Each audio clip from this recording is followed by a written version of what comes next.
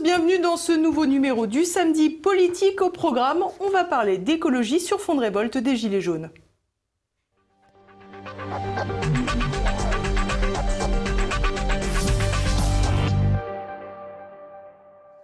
Matraquage fiscal, écologie punitive ou nécessaire transition énergétique, quoi qu'on en pense, la hausse de la fiscalité sur les carburants a mis le feu aux poudres. Depuis près d'une semaine, les Gilets jaunes sont mobilisés partout en France face à Emmanuel Macron. Alors, colère légitime ou aveuglement face aux impératifs écologiques? C'est ce que nous allons voir avec mon invité Michel Rivasi. Bonjour madame, merci d'être avec nous. Bonjour. Alors pour vous présenter, vous êtes député européen Europe Écologie, vous êtes spécialiste des questions environnementales, vous êtes agrégé de sciences naturelles et vous avez également écrit avec Serge Rader, qu'on connaît bien à TV Liberté, mais également Marie-Odile Berthelat-Geffroy, le racket des laboratoires pharmaceutiques. Alors Michel Rivasi, je suis allée sur votre site internet, la bannière, c'est Michel Rivasi avec un gilet jaune. Alors est-ce qu'on doit comprendre que vous soutenez le mouvement des Gilets jaunes ? Alors d'abord, cette bannière jaune, effectivement, c'était à Lyon par rapport à une manifestation contre le nucléaire. Donc vous voyez, c'était dans les années, c'était dans les années 2000. Donc ça n'a rien à voir avec le mouvement actuel. Alors au sujet du mouvement actuel, c'est vrai qu'au niveau de l'écologie, on était pour la taxe carbone, parce qu'à l'heure actuelle, il faut vraiment sortir de l'addiction, si vous voulez, des énergies fossiles, dont l'essence et le gasoil. Et on était pour un aliment des deux. Mais je comprends en même temps, et je me suis arrêtée à plusieurs reprises, parce que dans la Drôme, il y avait à Cré, il y avait une mobilisation à Valence. Et j'ai discuté avec eux pour leur dire, il n'y a pas de... moi, je comprends cette détresse et cette souffrance, parce que les gens qui étaient là, il y avait beaucoup de femmes le samedi-dimanche, beaucoup de retraités, par l'augmentation de la CSG, par le fait qu'elles se disent « mais comment je vais faire pour me déplacer ?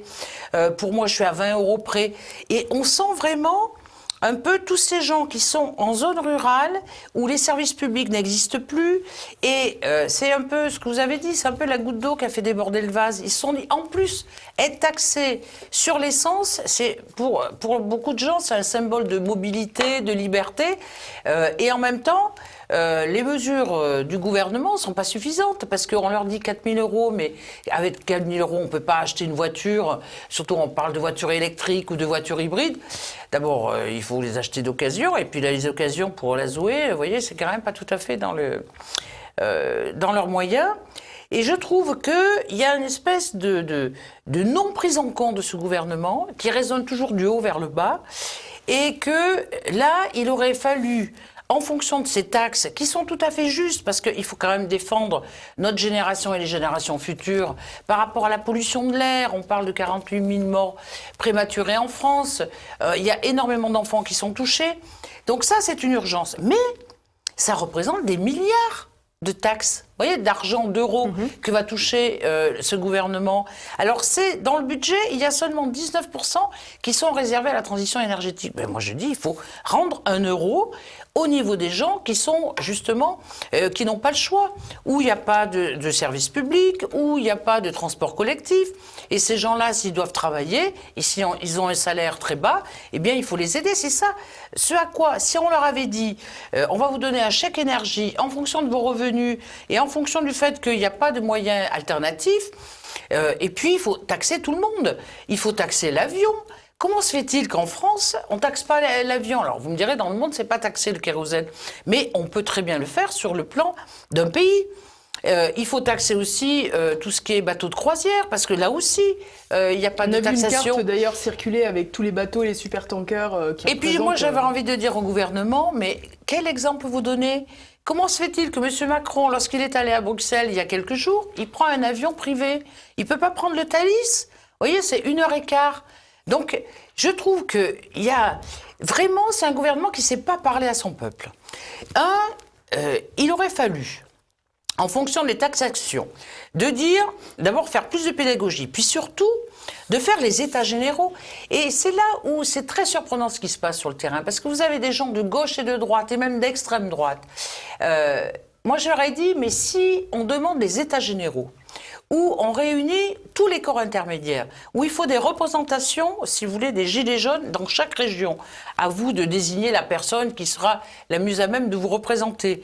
Il faut qu'il y ait les syndicats. Alors, il me disait, oui, mais les syndicats, ils sont vendus, ils sont achetés, etc. Mais ça fait rien. Il faut quand même aussi les corps intermédiaires. Il faut les ONG, il faut les différents ministères, et on discute des véritables solutions pour aider les gens à cette transition écologique. Parce que quand le JDD a fait le sondage en disant est-ce que vous êtes plus pour le pouvoir d'achat ou est-ce que vous êtes plus pour la transition énergétique? Mais ça ne se pose pas comme ça.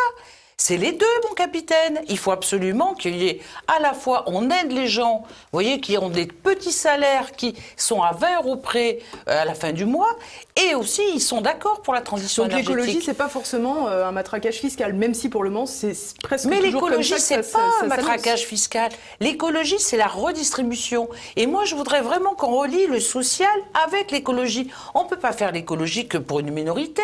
On est ensemble sur cette planète. Et en France, on a une responsabilité d'aider les plus défavorisés, les plus pauvres, vous voyez, les invisibles, comme on les appelle.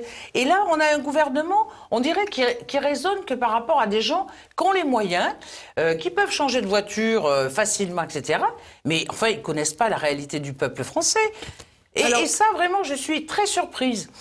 Il faut faire cette proposition. Et moi, vraiment, je pousse. C'était M. Berger, là, de la CFDT, qui avait commencé à en parler. Mais il a tout à fait raison. Il faut que ce gouvernement dise, bon, on se réunit autour d'une table, on dialogue. Mais on ne fait pas qu'écouter. On dialogue et on doit sortir avec des propositions, vous voyez, pour aider les gens à passer sur la transition écologique.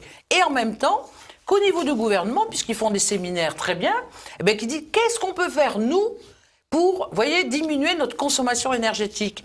Comment on peut faire pour avoir des voitures, vous voyez, qui soient beaucoup moins consommatrices? Comment faire pour venir en vélo, que ce soit à l'Élysée, à Matignon ou à l'Assemblée nationale?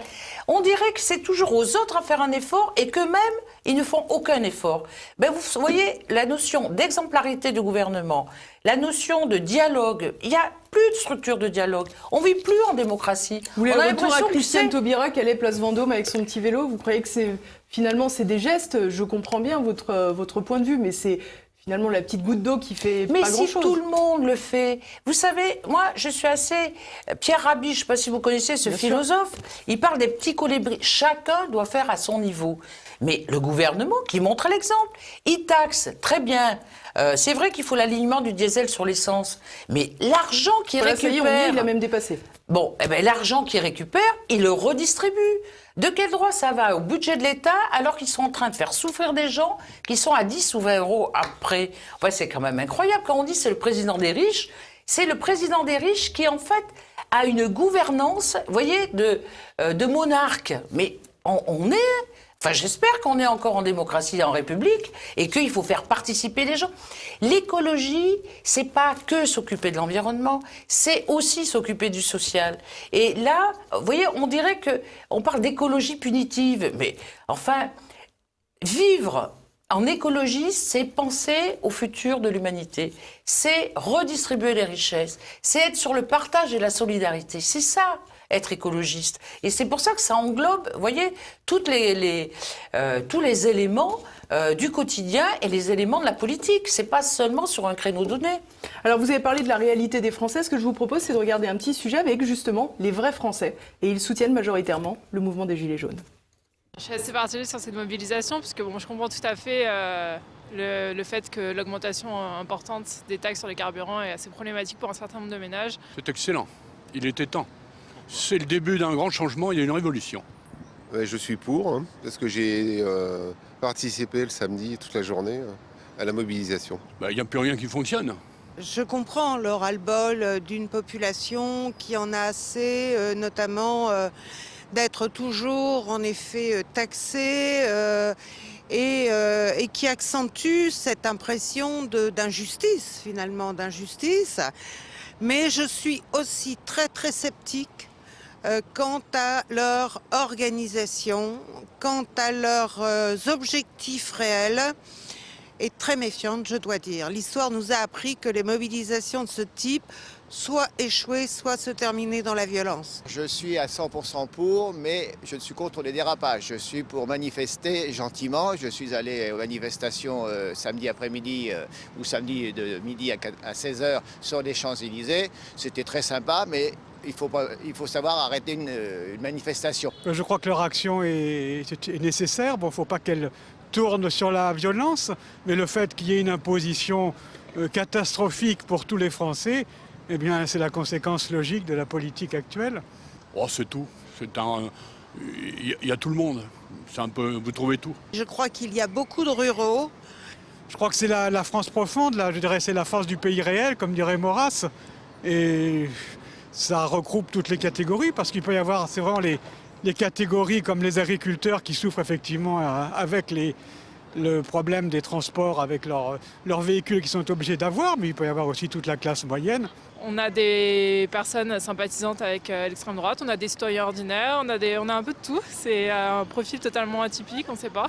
Que devrait faire Emmanuel Macron ? Je crois qu'il devrait expliquer, refaire complètement une réforme fiscale. Il doit ressentir ce qui se passe, mais il ne le fera pas, il est osé, il est dans son palais. Hein. Je ferai un peu excessif, hein. C'est Emmanuel Ier, hein. Bon, Sa Majesté a décidé. L'absurdité, on va taxer même l'essence ou le gazole, alors que le kérosène pour les avions qui polluent beaucoup plus n'est pas taxé. On n'a pas taxé les camions qui polluaient sur les autoroutes, alors qu'on sait que c'est eux qui polluent plus, mais on taxe le petit. Bon, on a guillotiné Louis XVI, on pourrait peut-être le guillotiner. Hein. Alors Michel Rivasi, j'aimerais revenir sur un propos qui a été tenu dans ce micro-trottoir, on taxe les petits. Alors c'est vrai qu'on a le sentiment que finalement c'est cette France rurale, cette France périphérique qui souffre déjà au quotidien, qui va encore ramasser les pots cassés, alors que d'autres réformes écologiques, environnementales, ont été, elles, repoussées. Évidemment, on pense notamment à l'interdiction du glyphosate, alors qu'Emmanuel Macron avait fait de retentissantes déclarations. Alors, ce que je retiens quand même, c'est ce sentiment d'injustice. Vous voyez, ça touche toutes les classes de la société, et notamment, c'est vrai, les plus démunis, tous ces gens qui se sentent exclus, qui habitent les zones rurales où il n'y a pas de choix, alors qu'en ville, on a quand même le choix de se déplacer différemment. D'abord, moi, c'est ce que je retiens de ça. Et quand il y a une personne qui dit « mais le problème, c'est la violence, tout ça », c'est pour ça que cette idée de pousser à des états généraux, qui est des décentralisations d'ailleurs, mais il faut des actes et il faut un dialogue avec les gens. Le dialogue a été rompu. Vous voyez, il y a ce sentiment que c'est un monarque, qu'il ne pense qu'au niveau d'une élite, et ça, c'est pas possible. La France, c'est pas une entreprise. Il n'y a pas que les premiers de cordée. Il y a tous les gens qui sont là. Il y a des gens, des handicapés, des gens démunis, des étudiants. Et quand on parle de taxer les plus pauvres, parce que les gens ont très mal ressenti, lorsqu'il y a eu une diminution, vous savez, au niveau des APL, que la CSG des personnes retraitées, je l'ai entendu, moi, quand je me suis arrêtée pour discuter avec eux, eux, ça les pénalise de façon incroyable. Et ils voient qu'en haut, ils ne sont pas pénalisés. Vous voyez, que ce soit l'impôt sur la fortune, que ce soit les gens qui utilisent l'avion et ce n'est pas taxé, que ce soit les gens... Et puis, la position des agriculteurs, alors vous me parliez du glyphosate, mais vous voyez qu'il avait promis l'interdiction. Or là, on s'aperçoit que cette année, il y a eu encore une augmentation de l'utilisation des pesticides, que les agriculteurs, vous savez que la première cause de mort des agriculteurs, c'est le cancer, donc c'est certainement dû à l'utilisation de tous ces pesticides, et que vis-à-vis des consommateurs, vous voyez qu'on a une épidémie de cancer, d'obésité, de diabète, de problèmes de malformation, et là, on ne l'interdit pas parce qu'il y a les lobbies.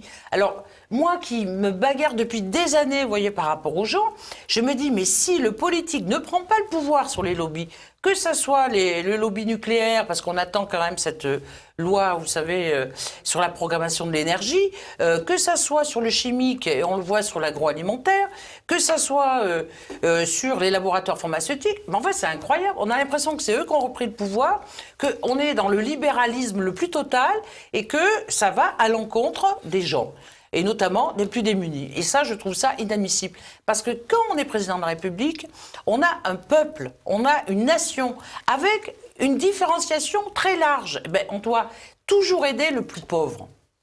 Alors moi j'ai une question un peu désagréable, Michel Rivasi. Finalement, on n'a pas arrêté d'expliquer qu'Emmanuel Macron était un peu sur son nuage, au-dessus de tout le monde sans se rendre compte de la réalité. En même temps, ces derniers jours, on a très peu entendu les écologistes dans cette affaire de gilets jaunes. Et on se rend compte que c'est surtout la France rurale qui est mobilisée. Du coup, on a un peu cette impression que les écologistes sont aussi un peu hors sol, qu'ils sont un peu aussi citadins et qu'eux aussi ne sont plus vraiment les porte-parole de cette France silencieuse qui souffre, y compris de l'écologie. Détrompez-vous, il y a beaucoup d'écologistes qui sont allés discuter avec les Gilets jaunes. Moi, si je prends mon exemple personnel, je me suis arrêtée à plusieurs reprises, je leur ai expliqué ma position, mais je comprends leur position aussi. Et d'ailleurs, les témoignages, quand vous avez fait ce trottoir-là, c'est exactement ça, les gens comprennent cette détresse. Et puis en même temps, ils sont très anxieux vis-à-vis du futur. Donc les écologistes, ils sont dans ce monde-là. Sauf que pendant très longtemps, on ne les a pas entendus. Et lorsqu'ils disaient, arrêtons avec les énergies fossiles, développons les énergies renouvelables, faisons la rénovation de l'habitat, parce que là, les gens vont moins dépenser, et en même temps, ça sera mieux pour la pollution de l'air, et ça sera mieux pour diminuer les gaz à effet de serre. Eh bien, on n'était pas entendus. Et maintenant que le dérèglement climatique, les gens le ressentent dans leur vie, ce qui m'a, contrairement à ce que vous dites, c'est ce qui m'a plu quand même quand j'ai discuté avec les gens, ce qui dit on n'est pas opposés, on est avec vous. Mais il faut, vous voyez, il faut les faire sur les deux jambes et non pas nous dire c'est de notre faute si. Parce qu'on est toujours en train de culpabiliser l'autre. Mais si le gouvernement et les autres gouvernements avant, on est dans cette situation-là, alors en France, moi je me bagarre sur le plan européen parce que c'est vraiment à la dimension européenne que, vous voyez, il faut diminuer ces gaz à effet de serre et promouvoir les énergies renouvelables. Eh bien, c'est nous l'avenir, parce que nous, on est pour la vie, on est pour l'avenir, on est pour sauver l'humanité. Mais seulement, il faut que les gens entendent et qu'on ne soit pas sur le court terme et qu'on ne soit pas que sur le profit immédiat. Regardez les entreprises du CAC 40, les bénéfices qu'ils font. Et vous voyez que les gens, après, ils n'ont même pas des euros pour finir la fin du mois et s'offrir un cinéma ou autre chose. Donc je trouve que c'est l'injustice la plus totale. Et quand il faut revoir la fiscalité, il faut vraiment, c'est une des priorités que demande le peuple français. Alors on va voir dans un aspect un peu plus politique les réactions de l'exécutif. On va voir que finalement ces réactions se divisent en deux. Essentiellement, on garde le cap, on continue et on ne change rien. Et une autre attitude qui est essentiellement celle de Christophe Castaner, qui consiste à dénoncer les incidents qui ont eu lieu, malgré le fait qu'il soit quand même un peu responsable, jusqu'à preuve du contraire, il est quand même responsable de la sécurité en France ces derniers temps. On a l'impression que finalement, il y a une volonté d'attacher une radicalisation à ce mouvement. Est-ce que c'est pas une manière de faire de la propagande pour démonétiser cette manifestation relativement inédite ?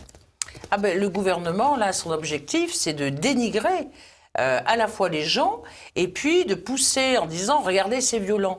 Mais c'est vrai qu'il y a eu une certaine violence parce que les gens ont eu peur. Comme c'est pas des gens habitués à manifester, vous voyez, il n'y avait pas de service d'ordre pour essayer de canaliser quand même certains comportements. Par exemple, quand on a bougé la voiture de cette femme qui avait son enfant et qui voulait aller chez le médecin, elle a complètement paniqué. Donc, à la fois, il y avait ces gens-là, et puis il y a des gens qui veulent passer outre. Mais bon. C'est vrai que c'est assez inédit. Alors ça s'est passé un peu, on a eu les nuits debout, il y a eu quand même, quand on regarde l'histoire, quelques mouvements comme ça. De cette ampleur, c'est inédit en tous les cas. De cette ampleur, oui, mais surtout... 2300 points de blocage à peu près sur le territoire. Moi, ce qui m'inquiète, c'est quand je vois des gens qui ne croient plus aux institutions, qui ne croient plus aux politiques, qui ne croient plus au corps intermédiaire et qui ont peur de leur prochain. Regardez toute la polémique sur les migrants, etc. Ça devient très grave. Parce que ça va sur le Front National. Et c'est quand même pas des gens, si vous voulez, qui sont sur la solidarité et qui sont sur l'écoute et sur le lien humain. Donc, là où je reproche au gouvernement de ne pas comprendre la situation, c'est de dire ils n'essaient pas de mettre en place des structures de dialogue pour trouver des solutions communes. Ils ne sont pas habitués à cette autre gouvernance. On n'est plus sur le roi. Vous voyez, on dit souvent en France, c'est la monarchie républicaine. Mais il faut complètement qu'on change ça, parce que le citoyen, il va beaucoup plus loin. Quand je vous dis que le citoyen, il comprend très bien les écologistes qui disent, mais attendez, là, avec cette crise sanitaire qu'on a, avec le défi du changement climatique, il faut changer nos comportements. Il faut arrêter de penser que c'est en achetant le moins cher et en ouvrant toutes les frontières Quand on va acheter des t-shirts à 1 €, mais c'est fabriqué par des gens qu'on est en train de payer à coups de lance-pierre, avec des conditions sociales lamentables. Donc il faut mieux être sur les concepts des écologistes, c'est produire local, c'est faire attention à ce que les substances chimiques, elles soient pas toxiques pour la santé, c'est retrouver, réindustrialiser l'Europe, si vous voulez, par rapport à des taxes qu'on mettrait sur les frontières européennes, sur le CO2 et sur les conditions de travail différentes de pays tiers. C'est tout ça qu'il faut revoir. C'est un autre modèle, mais un modèle qui va enchanter. Vous voyez, Pierre Rabhi parlait de sobriété heureuse. Il faut qu'on soit sobre, il faut arrêter de gaspiller comme on gaspille, mais heureux parce qu'on est ensemble et ensemble on doit trouver les solutions pour aujourd'hui et puis pour demain. Alors on a bien compris, finalement il faut une refondation sur les deux jambes, on a compris l'écologie d'un côté sans négliger le social, donc oui, le social de l'autre côté, ça fait partie. Un changement de système, c'est exactement ce que prône Jean-Luc Mélenchon. Qu'est-ce qui différencie aujourd'hui Jean-Luc Mélenchon, qui a beaucoup développé son aspect écologique dans son programme de la France Insoumise, et Europe Écologie Les Verts? Mais Jean-Luc Mélenchon, c'est pas du tout un ennemi, sauf que lui, il est sur une planification écologique. Et bien, moi, je pense que le changement de comportement doit se faire avec les gens. Vous voyez, je ne suis pas sur une structure qui part du haut vers le bas. Il y a des orientations à donner et après, il y a des systèmes de dialogue avec les gens pour changer leur comportement. Et je suis vraiment beaucoup pour la décentralisation. Le modèle de M. Mélenchon, c'est un modèle assez vertical. Et trop jacobin ? Très jacobin, ouais. Il a une culture très jacobine. Et je crois que la solution maintenant, c'est le local avec le national, vous voyez, pour qu'il y ait une cohérence dans les lois. Finalement. Oui, sauf que les Gilets jaunes, ils restent très sur le local, mais ils ne proposent même plus de structure nationale parce qu'ils ne font plus confiance en personne. Et ça, c'est très grave pour la démocratie. Si on n'a plus confiance, eh bien, il peut y avoir justement après des gestes de violence parce que les gens, ils n'ont plus de repères. Moi, je suis pour donner des grandes orientations. Et puis ensuite, il faut faire confiance aux gens. Vous ne pouvez pas vous imaginer la créativité des gens. Moi, j'habite un département, la Drôme, c'est le plus bio de France. Eh bien, les jeunes s'installent, les jeunes collaborent. Il y a du coworking, ils savent utiliser Internet. C'est extraordinaire la dynamique qu'ils créent. Eh bien, il faut faire confiance aux gens. Alors que là, on a un régime, on dirait qu'il n'y a qu'une élite, avec les polytechniciens, etc., qui savent pour les autres. Mais non. La société, elle est plurielle. Il faut partir de la situation des gens et construire avec eux. Ça, c'est un autre mode de gouvernance. Merci beaucoup, Michel Rivasi. Mais merci à vous. Merci à tous de nous avoir suivis. À la semaine prochaine. N'oubliez pas de partager cette vidéo.